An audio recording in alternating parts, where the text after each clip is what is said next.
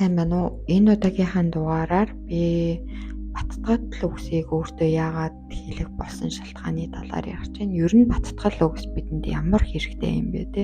Өөртөө урмын үгс биднэрт ямар хэрэгтэй юм бэ гэдгийн талаар ярилцъя.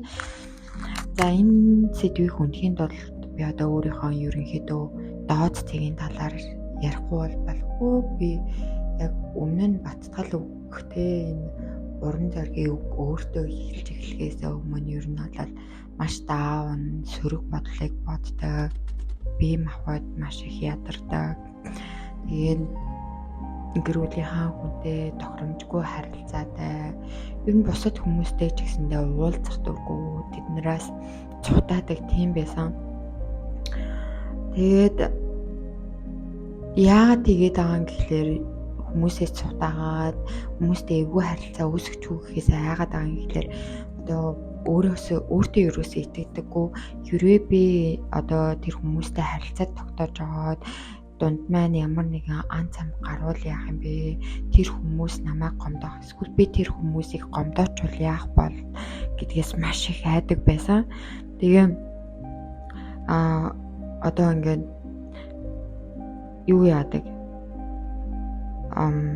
Тэр үедээ ингээд миний өөртөө одоо тэр үедээ би одоо орой шөнө унтаж чадахгүй, маш их ядаргаатай. Тэгээд өдөртөө ерөнхийдөө бодол маань маш их сөрөг байдаг гэсэн. Нэг муу бодлоос нөгөө муу бодол ингээд үүдэж гарч ирээ дараагийнхаа руугаа яваад идэг гэсэн.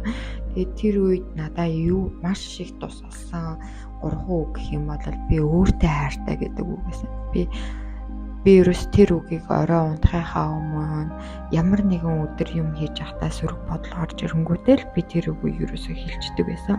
Би өөртөө хайртай, би өөртөө маш их хайртай гэж хэлдэг байсан. Тэгээд тэгж хэлдэг болсноос хойш би орой маш сайхан унтаж чаддаг болсон.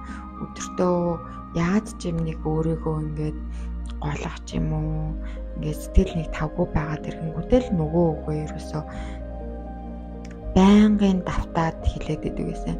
Бодол гэдэг чинь ерөөсөө бидний бодол чинь бидний мэдрэмжид маш их нөлөөлдөг. Бидний мэдрэмж чинь бодол бас нөлөөлдөг. Бидний идж байгаа хоол, сонсож байгаа зүйлс, уншиж байгаа, үзэж байгаа, харж байгаа зүйлс бүгд бидний мэдрэмжтэй шууд холбоотой байдаг болохоор бид нар ингээд нэг мэдрэмжээс нөгөө мэдрэмжэд хөдлөгдөг, нэг бодлоос нөгөө бодол ингээд чилжих нь маш амархан байдаг болохоор тэрийг ажиглахад маш ихэнх үедээ хэцүү байгаад исэн болохоор тэр өөртөө тэр бодлоо ажиглаж одоо өөрийнхөө сэтгэл зүйг болон сэтгэл хөдлөлөө удирдахад маш хүндрэлтэй. Яагаад гэвэл тэр үед ингээд хинч миний үгийг сонсохгүй, хинч надад туслахгүй байгаа юм шиг санагддаг байсан болохоор заримдаа бүр үхээд өчмөр санагддаг үе зөндөө байсан. Тэр үед бол намайг бол хинч биш, би одоо зөвхөн өөрийгөө л хэл гэж хэлэх байна. Эсвэл миний өвдөж намайг харж хамгаалж байдаг миний дотор сахиусан нэнгэрүүд намайг хамгаалсан байх гэж би боддог. Тэгээд тэр үедээ би ерөөсөө би өөртөө хайртай гэдэг үгийг байнга уншдаг гэсэн. Тэгээд тэр цагаас хойш өөртөө бичлэг хийж аваад тэпэн дээрээ бичлэг хийж аваад надад ер нь яг дутагдаад байгаа тэр хүмүүсээ сонсомоор байгаа, ялангуяа тэр хамгийн хайртай хүмүүсээсээ сонсомоор байгаа, хайрыг мэдэрмээр байгаа зүйлсээ би ерөөсөө өөртөө л өгөх ёстой юм байна гэдгийг маш сайн ойлгосон. Тэгээ хүмүүсээ сонсомоор байгаа үгс эсвэл эвгүй тийм мэдрэгдэх үедээ би өөртөө дандаа би өөртөө хайртай, би өөртөө гэдэг хайртай гэдэг үгийг бүр ингээд амны уншлах шиг хэлдэг болсон. Тэр цагаас хойш ер нь миний бийч дээрдээ сэтгэл санаа ч гэсэн өөдрөг болж байгаа юм шиг мэдрэгдэж эхэлсэн. Тэгээ ер нь хүн чинь хэрвээ би ямар нэг зүйлийг одоо хийе гэж бодож байгаа, бүтэе гэж бодож байгаа бол би чаднаа гэдэг өөртөө бат итгэлтэй байх юм бол тэр зүйлийг хүмүүс чаддаг. Хэрвээ би чадахгүй, би энэ зүйл бүтэхгүй гэж итгэх юм бол ямар ч утга учиргүй болдог тий, ямар ч зүйлийг хийх хүч чадваргүй, уламж илүү ядарсан солилцсон юм шиг санагддаг. Тэгэхээр ерөөсөө өөрөө өөртөө сайхан үгийг хэлнэ гэхлээр чинь бид нар яг тэр зүйлээрээ тархиа програмжилж байдаг. Хэрвээ бид нар өөрөө өөртөө бодолтой үгээрээ бид нар чадахгүй, бүдэггүй, би тийм ийм муухай гэж байнга хэлээд ах юм бол тэр яг нейроны холбоонууд одоо тархины эсүүдийн тэр холбоосууд л илүү идэвхждэг гэхээс сайхан зүйл рүү ерөөсөө явдаггүй.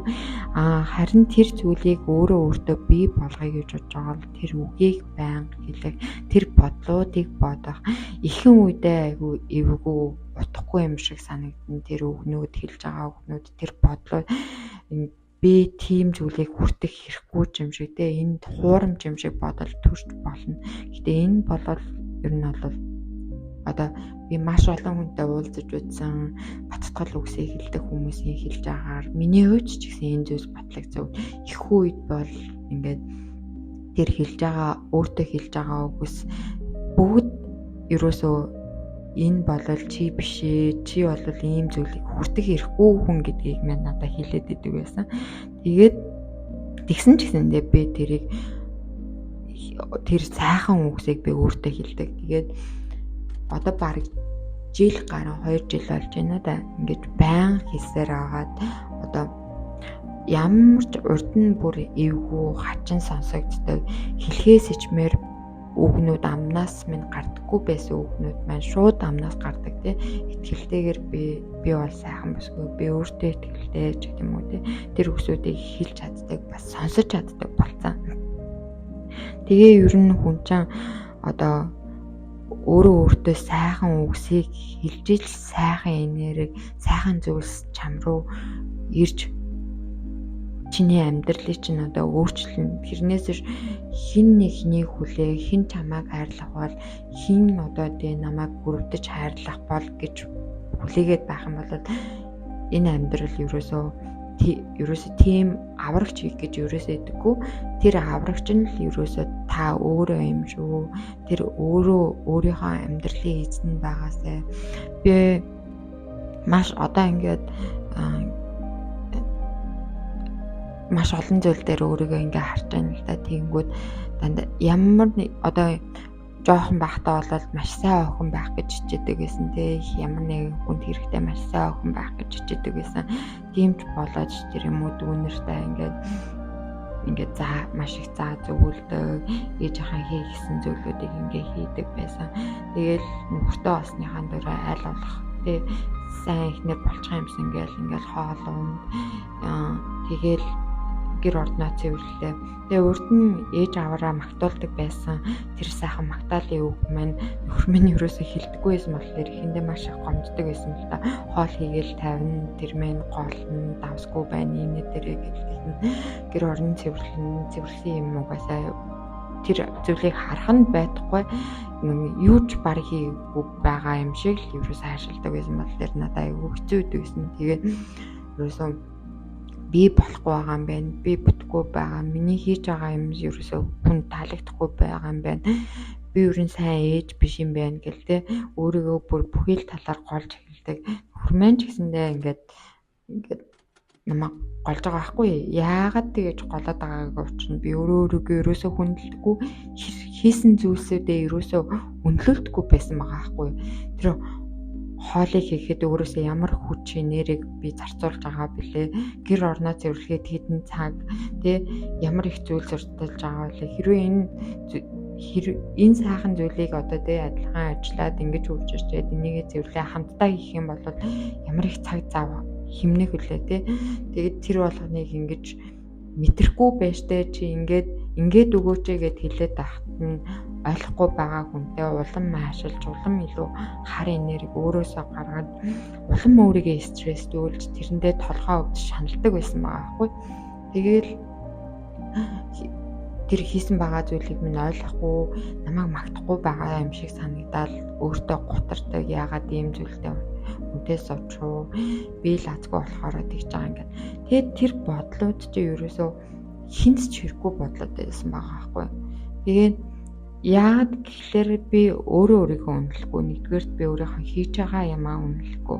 Хоёрдугаарт тэр хүнд одоо жишээлбэл үнэлэхгүй би өөрийгөө үнэлэхгүй болохоор тэр хүн мэдээж намайг үнэлэхгүй.